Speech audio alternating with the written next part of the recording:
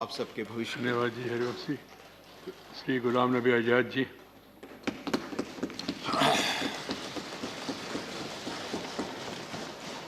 माननीय chairman sir,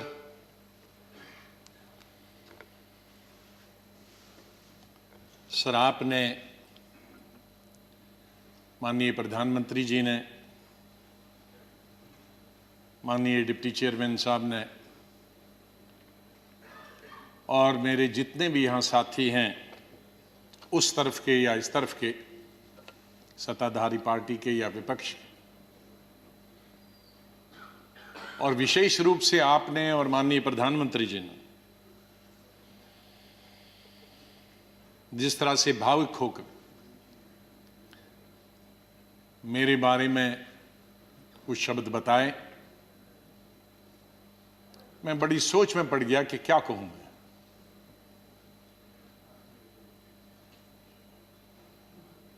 मैं इन 41 वर्षों में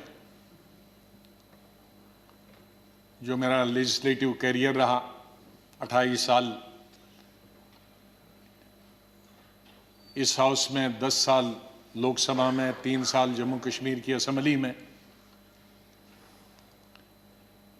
तो ये कहूँगा कि महाराष्ट्र से जीत के आके मैं कभी इधर से निकला, इधर डूबा, इधर डूबा, उधर निकला, उधर डूबा, इधर निकला, ये मेरा जीवन ऐसे ही रहा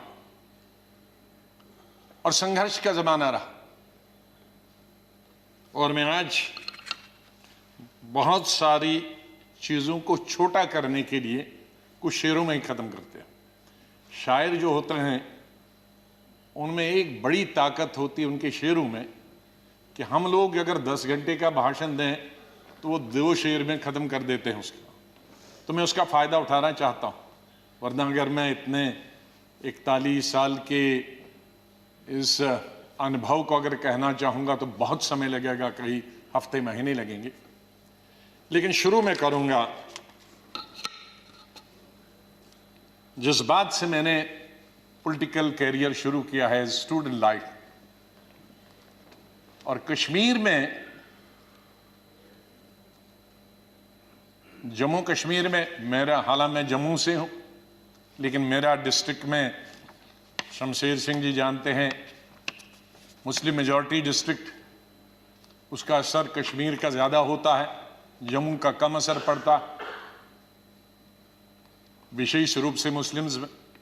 और उसके बाद कॉलेज और यूनिवर्सिटी तो मैं कश्मीर में ही पढ़ा और गांधी को पढ़ता था मैं, नेहरू को पढ़ता था, मौलाना आजाद को पढ़ता था, इन 3 की। तो जो मैंने सीखा है देशभक्ति का स्कूल से लेकर, और वो देशभक्ति आज उन नौजवानों की नजर में जो सियाचिन में है, जो जम्मू कश्मीर में कई दशकों से हैं, ठंड में है, बर्फ में है, उनके नाम से शुरू करता हूं मैं।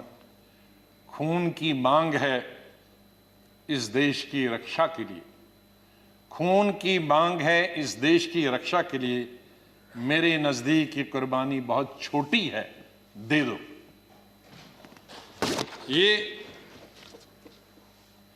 ये मेरे मन में बचपन से और स्कूल से ये बात रही। और जब मैं कश्मीर के सबसे बड़े college, SP college, Shri Pratap college में पढ़ता था, मुझे याद है वहाँ 14 अगस्त भी मनाया जाता था और 15 अगस्त भी मनाया जाता था हमारे कॉलेज में। और 14 अगस्त तो आप जानते हैं किसके लिए मनाया जाता, और मेजॉरिटी उनकी थी जो 14 अगस्त को मनते, और बहुत कम माइनॉरिटी थी, दर्जन के अंदर, जिसमें मैं भी था और मेरे दोस्त थे जो 15 अगस्त में स्टाफ के और प्रिंसिपल के साथ रहते थे। और उसके बाद हम 1 हफ्ता कॉलेज नहीं जाते थे क्योंकि पिटाई होती। तो उस वक्त से निकलकर हम इस सोच के आए हैं जिस सोच में आज हम सब हैं। और मुझे खुशी है इस बात की कि इस सोच को बहुत सारे लोगों ने, और मैं बधाई देता हूं दूसरी पार्टीज को भी, वहां नेशनल कॉन्फ्रेंस हो, पीडीपी हो, बीजेपी तो शुरू से ही कौमी धारा की पॉलिटिक्स में थी, वो भी आहिस्ता आहिस्ता बड़े पैमाने पे आए और कश्मीर आगे बढ़ा। मेरी हमेशा ये सोच रही कि हम बड़े खुशकिस्मत हैं, जन्नत हिंदुस्तान ही है। मैं तो आजादी के बाद पैदा हुआ, लेकिन आज गूगल के जरिए मैं पढ़ता हूं, देखता हूं, सुनता हूं, यूट्यूब के जरिए पढ़ता हूं। मैं उन खुशकिस्मत लोगों में हूं जो पाकिस्तान कभी नहीं गया, लेकिन जब मैं पढ़ता हूं कि वहां किस तरह के हालात हैं पाकिस्तान के अंदर, तो मुझे गौरव महसूस होता है, मुझे फख्र महसूस होता है कि हम हिंदुस्तानी मुसलमान हैं। और बल्कि अगर मैं आज कहूंगा विश्व में किसी मुसलमान को अगर गौरव होना चाहिए, वो हिंदुस्तान के मुसलमान को गौरव होना चाहिए। हमने इन पिछले 30-35 सालों से अफगानिस्तान से लेकर इराक से लेकर और कुछ सालों पहले से देखे कि किस तरह से मुस्लिम देश खत्म हो जा रहे हैं एक दूसरे के अंदर और एक दूसरे से लड़ाई करते हुए। वहां हिंदू तो नहीं है, वहां कोई क्रिश्चियन तो नहीं है, वहां दूसरा तो नहीं है जो लड़ाई कर रहा है, आपस में लड़ाई कर रहे हैं। और जो कल्चर है, हमदर्द तो लोग पाकिस्तान के बहुत है, सुनने में आया है, मैं कभी गया नहीं, लेकिन जो समाज में बुराइयां हैं, दूसरे मुल्क के बारे में नहीं कहना चाहिए, लेकिन हम गौरव से ये कह सकते हैं कि हमारे मुसलमानों में वो बुराइयां खुदा न करे कि कभी भी लाए। तो आज हम गौरव से ये कह सकते हैं। लेकिन यहां मेजॉरिटी कम्युनिटी को भी 2 कदम आगे बढ़ने की जरूरत है, तभी मेजॉरिटी कम्युनिटी 10 कदम आगे बढ़ी। मेरी हमेशा ये सोच रहेगी, पता नहीं शमशेर सिंह जी ने मेरी कश्मीर की चीफ मिनिस्टर बनने के बाद पहली पब्लिक मीटिंग के बारे में कभी सुना है कि नहीं। मैं जब सीएम बना तो पहली पब्लिक मीटिंग सीएम के तौर पे, आपको आश्चर्य होगा कहां ली होगी, वो मैंने सोपुर में ली, जहां के सोपुर में कोई कई दशकों से पब्लिक मीटिंग कोई कर नहीं सकता, आज भी नहीं कर सकता। शहर में तो नहीं की, लेकिन उसी कॉन्स्टिट्यूंसी में की जहां गिलानी साहब हैं, जो गिलानी साहब वहां से 3 दफा एमएलए चुन के आए। और उस पब्लिक मीटिंग में मैंने क्या कहा था कि मेरी सरकार जम्मू कश्मीर के लोगों की सरकार होगी, और अगर मेरी सरकार का कोई मंत्री धर्म की बुनियाद पर, मजहब की बुनियाद पर और पार्टी की बुनियाद पर इंसाफ करेगा, तो मुझे शर्म आएगी कि ऐसा मंत्री या ऐसा अफसर मेरे साथ काम कर रहा। तो मैं उसी सोच का हूं कि जहां भी जाएं मुझे प्यार मिला लोगों का, बहुत प्यार मिला। आनंद शर्मा जी ने जैसे बताया, शरद जी ने जैसे बताया कि उनको तो बहुत अरसे से जानता, मुझे सौभाग्य मिला और उसके लिए मैं बधाई देना चाहता हूं और धन्यवाद करता हूं। आज वो जिंदा नहीं, इंदिरा गांधी जी का, संजय गांधी जी का, जिनकी वजह से मैं यहां पहुंचा और फिर काम करने का अवसर मुझे तकरीबन 5 अध्यक्षों के साथ मिला और 4 या 5 प्राइम मिनिस्टरों के साथ मंत्रिमंडल में काम करने का मिला। लेकिन अवसर ये मिला कि मैं हिंदुस्तान के सभी 35-36 यूटीज और स्टेटों का इंचार्ज करने का अवसर मिला। तो आज मेरे दोस्त, भाई, बहनें, मैं ये कह सकता हूं कि अंडमान से लेकर और लक्षद्वीप तक और कश्मीर से लेकर कन्याकुमारी तक, सिक्किम से लेकर गुजरात तक, ये बहुत एक चीज कमाई, बहुत कुछ सीखा मैंने इस पार्लियामेंट। मुझे अवसर मिला पार्टी के जनशक्ति या मंत्री के रूप में। वो इंदिरा जी के वक्त में मिला, राजीव जी के वक्त में मिला, सोनिया गांधी जी के वक्त में वो अवसर उन्होंने मुझे प्राप्त कराया, राहुल गांधी जी के वक्त में, और मुझे शायद बहुत सारे कम लोगों को ये अवसर प्राप्त हुआ होगा कि जो अपनी उम्र से दुगने के लोग थे और बड़े लीडर थे, उनके साथ पार्टी की तरफ से मीटिंग करने का मौका मिला और पार्टी के साथ कई नेगोशिएशन करने का मौका मिला। उनमें ज्योति बसु जी थी, करुणानिधि जी थे, जयललिता जी के साथ मैंने अलायंस किया, करुणाकरण जी थे, चंद्रशेखर जी थे, देवीलाल जी थे, मुलायम सिंह यादव जी थे, प्रकाश सिंह बादल जी से अलायंस तो नहीं किया, लेकिन कई चीज़ें जब मैं मिनिस्टर ऑफ स्टेट होम था तब कई मीटिंगें हुई। मैं जब देखता था implementation of Punjab accord, Assam accord, ये देखता था। आई.के. गुजराल साहब से, शुभू सोरेन जी से, शाहब तंगल जी से, मुपनार जी से, फारूक साहब से, मुफ्ती साहब से, ये सब लोगों के साथ कई दफ़ा, और यही वजह है कि यहाँ भी उसी तरह से मैंने चलाया। 3 प्राइम मिनिस्टरों के साथ मैं पार्लियामेंट्री अफेयर्स मिनिस्टर रहा। मैं उस बात को भूल नहीं सकता कि इंदिरा जी फोतेदार जी और हमें बताती थी। फोतेदार जी पॉलिटिकल सेक्रेटरी थे, मैं यूथ कांग्रेस का प्रेसिडेंट था।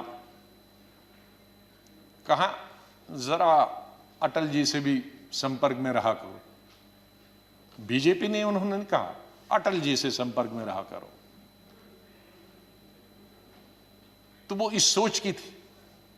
बाद में राजीव जी जब प्राइम मिनिस्टर बने तो उन्होंने कहा भाई अब विपक्ष के जो लोग हैं उनके पास तो 2 एमएलए एमपी हैं, हमारा इतना बहुमत, उनको भी तो अपनी कॉन्स्टिट्यूंसी का काम करना होता होगा, उनसे भी जरा पूछा करो। जब पार्लियामेंट्री अफेयर्स में मिनिस्टर बना मैं उनके वक्त में राजीव गांधी के, तो फिर एक दफा फिर याद दिलाया कि आप बहुत सारे काम अपनी पार्टी के कराते हो, विपक्ष के भी कुछ करते हो। मैंने कहा मैं बिल्कुल उनके भी पूछता हूं, जो जो बताते हैं, हर चीज आपको बताने की जरूरत नहीं, हम अपने लेवल पे करते हैं। और बाद में मैंने यही चीज माननीय अटल बिहारी वाजपेयी जी से सीखी।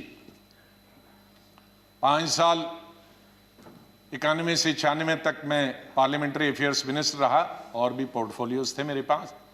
और अटल जी विपक्ष के नेता रहे, हमारे पास बहुमत नहीं था और अलायंस भी नहीं था, माइनॉरिटी गवर्नमेंट थी।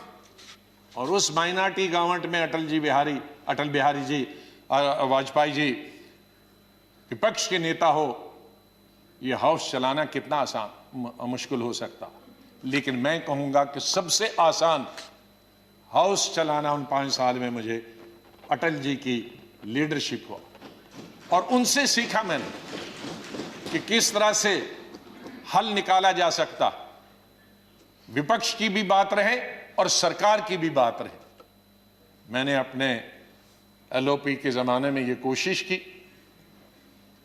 कि हम यहां आए हैं, लोगों ने हमको चुना है कानून बनाने के लिए, लोगों ने हमें चुना है कई मसलों का समाधान निकालने के लिए, हल निकालने के लिए, उनकी मुश्किलात, उनके लिए रोजगार पैदा करना, एम्प्लॉयमेंट करना, डेवलपमेंट करना, विकास करना, सड़कें, नहरें, स्कूल, कॉलेज, अस्पताल बनाना, बिजली पैदावार करना।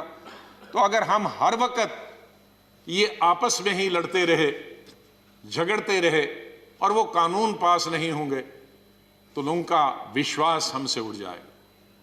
इसलिए जब भी मैं अपने साथियों को भी समझाता था कि इसको मिक्स करो, एक आध दिन विरोध दिखाओ, एक आध दिन झगड़ा करो और बाकी दिन डिस्कशन करें। ये मैंने हमेशा प्रयास किया अपने। मैं धन्यवाद करता हूं हमारे उस तरफ के भी साथियों को जिन्होंने, और इस तरफ के सभी लीडरों को जिन्होंने उस प्रयास में पूरा अपना सहयोग दिया। मैं अपनी बात गृह मंत्री जी को स्टेटमेंट देना था, मैं उनका धन्यवाद करता हूं। और सबसे ज़्यादा धन्यवाद मैं प्राइम मिनिस्टर का करता हूं कि आपने सबको सुना, आपने इतना समय 2 घंटे से ज़्यादा यहाँ समय दिया। आप बहुत भावुक हुए और सच है, हकीकत अगर सच बताएं सर, मेरे माता पिता की जब डेथ हुई, मेरे आंखों से आंसू निकले, लेकिन मैं चिल्ला के रो नहीं पाया। मैंने जिंदगी में सिर्फ चिल्ला के रोया। और जब रोता है इंसान तो वो कोई चिल्ला के रोने के लिए तो आपको आर्टिफिशियल होने की जरूरत नहीं। वो थी पहली संजय गांधी की मौत, इंदिरा गांधी की मौत, राजीव गांधी की मौत, अलग अलग जगह थी, क्योंकि तीनों मौतें अचानक हो गई थी। शायद अगर नेचुरल मौत होती तो वो चीख नहीं निकलती। और चौथी थी जब सुपर सुनामी आ गया था उड़ीसा में 99। मैं हॉस्पिटल गया अपने पिताजी को दिखाने के लिए, और उन्होंने कहा कि इनको गैलेपिंग कैंसर है। मुझे तब तक ये गैलेपिंग कैंसर का नहीं, कैंसर मालूम, गैलेपिंग। तो मैंने पूछा इसका क्या मतलब हुआ, कि ज्योग्राफिकल रेशो से बढ़ता है, 2 का 4, 4 का 8, 8 का 16, 16 का 64, जो बढ़ जाता है, और इसकी अपर लिमिट है 21 दिन। तो 21 दिन आप कहीं मत जाओ। दोपहर को मैं ये लेके आया, और सुबह हमने प्रोग्राम बनाया कहीं जाने का, इनको घुमाएंगे। मिसेस गांधी का शाम को फोन आया कि वहां साइक्लोन है, कोई दूसरे जनरल सेक्रेटरी हैं वो जाना नहीं चाहते, और तुम ही जा सकते हो।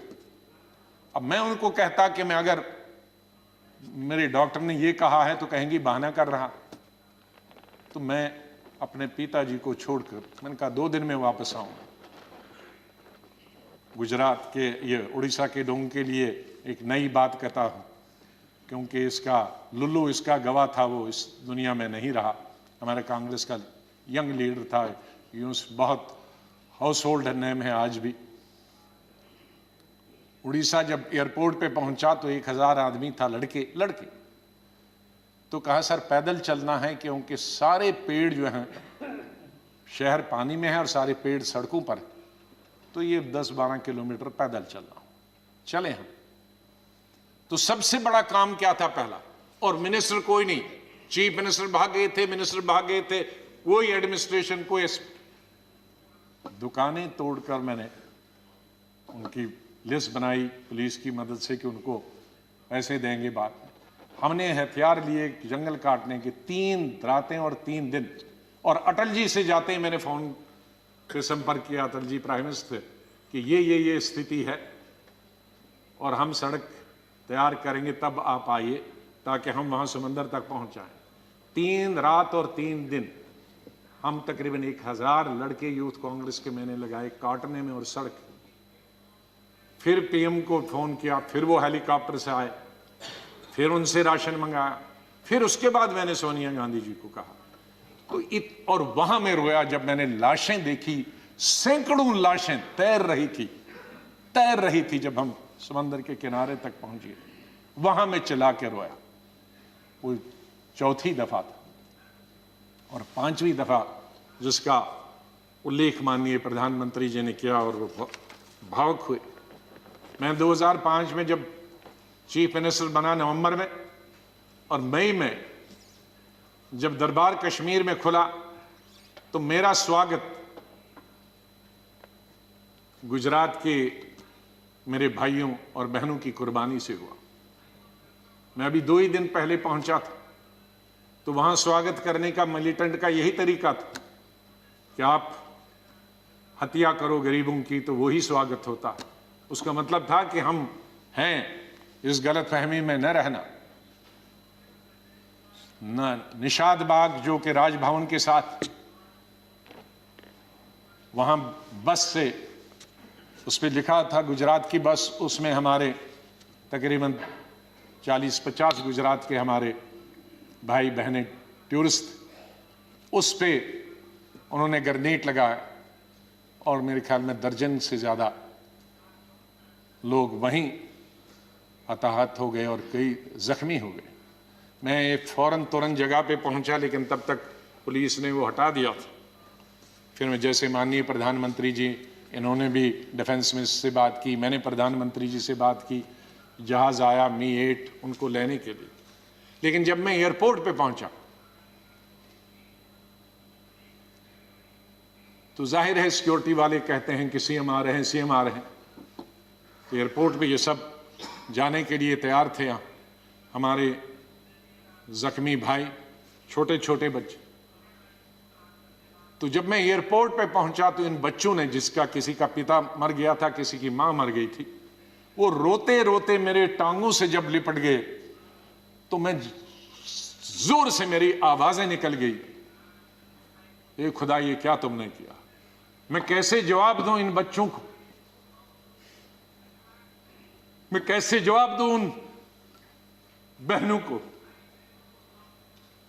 जो यहां तफरी के लिए आए थे, सैर के लिए आए थे, और आज मैं लाशें लेकर इनके हवाले कर रहा हूं उनके माता पिता की। तो ये भावुक होने की जरूरी बात थी। आज हम ये अल्लाह से, भगवान से यही दुआ करते हैं कि इस देश से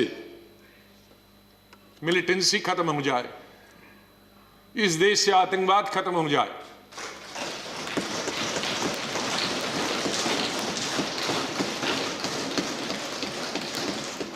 हजारों हमारे सिक्योरिटी फोर्सेस के, आर्मी के, पैरामिलिट्री फोर्सेस के, पुलिस के जवान मारे गए, सिविलियन कई क्रॉस फायरिंग में मारे गए, हजारों हमारी बेटियां और माएं आज बेवा, शायद उनका पति किसी का मिलिटेंट भी, कईयों के मिलिटेंट होंगे, कई क्रॉस फायरिंग।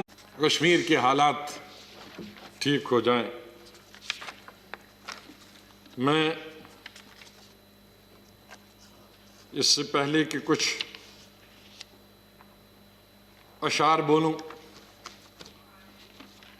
पहले मैंने अपनी फौजियों के नाम बताया था, लेकिन ये शेर मैं बोलना चाहता हूं मेरे कश्मीरी पंडित भाइयों और बहनों के लिए। जब मैं कश्मीर में पढ़ता था तो सबसे ज्यादा वोट में यूनिवर्सिटी में जब जीत के आता था तो कश्मीरी पंडित मेरे सबसे ज्यादा लड़के लड़कियां वोट देते थे। बहुत सारे लोगों को मालूम नहीं कि कश्मीर में लड़कियां हिंदुस्तान के मुकाबले में सबसे ज्यादा, जम्मू में नहीं, कश्मीर में, जिस वक्त मैं एमएससी कर रहा था तो साइंस में तकरीबन 50% लड़कियां होती थी और आर्ट्स में 90%।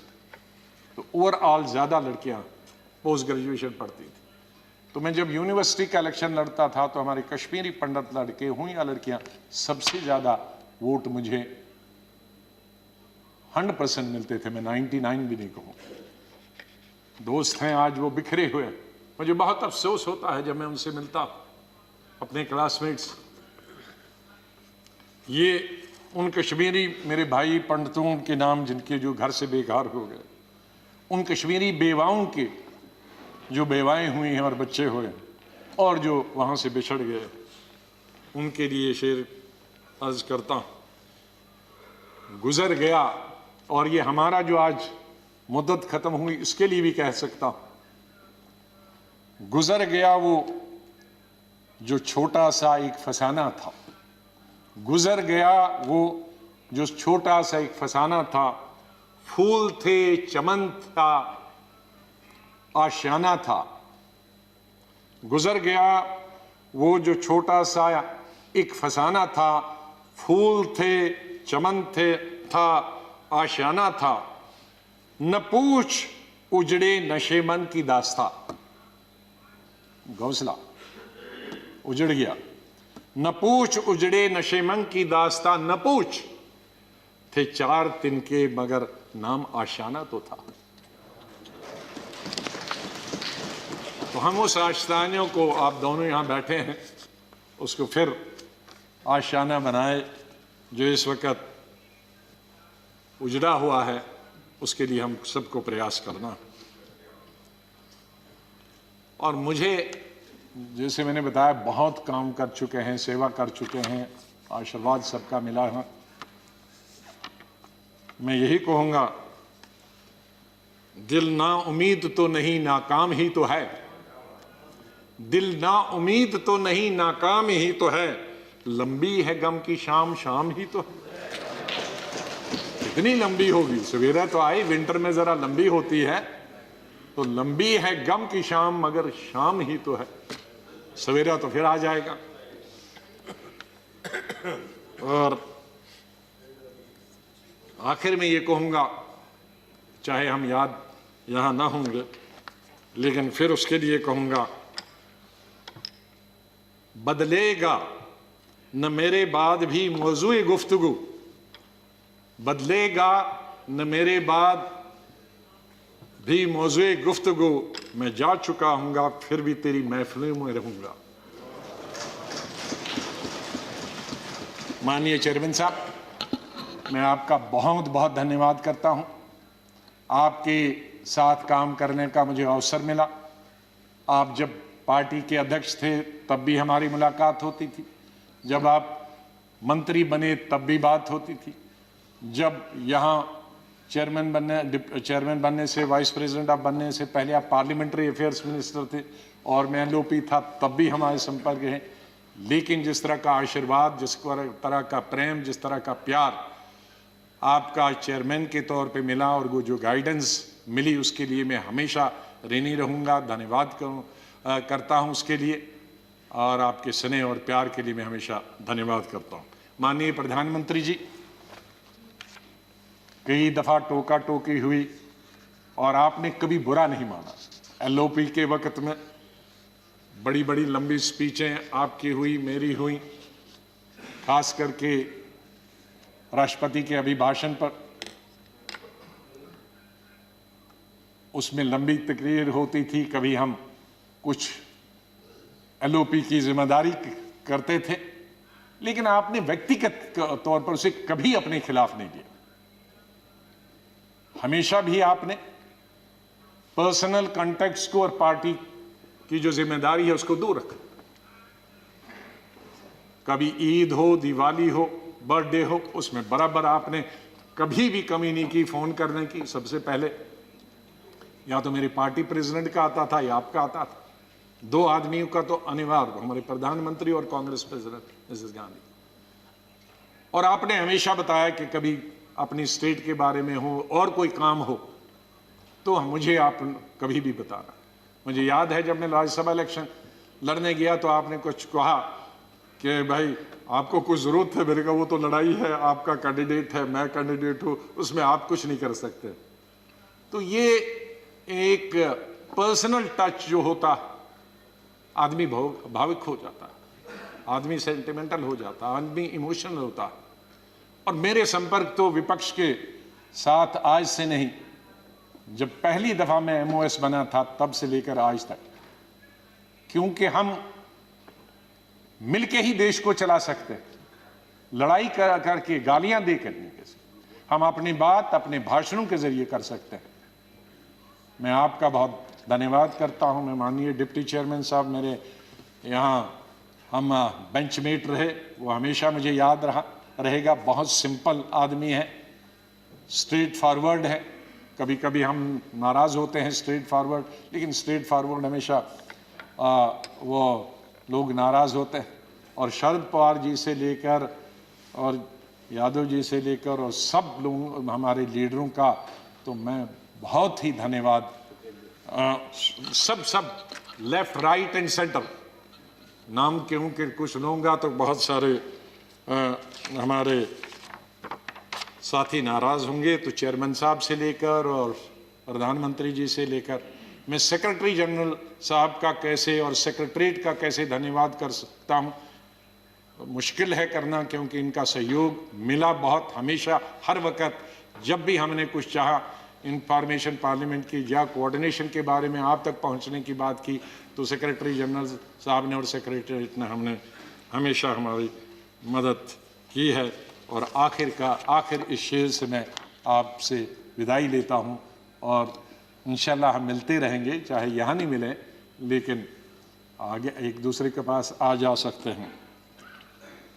नहीं आएगी, मैं आप लोगों से बोल, नहीं आएगी याद तो बरसों नहीं आएगी, मगर जब याद आओगे तो बहुत याद आओगे। धन्यवाद गुलाम नबी जी.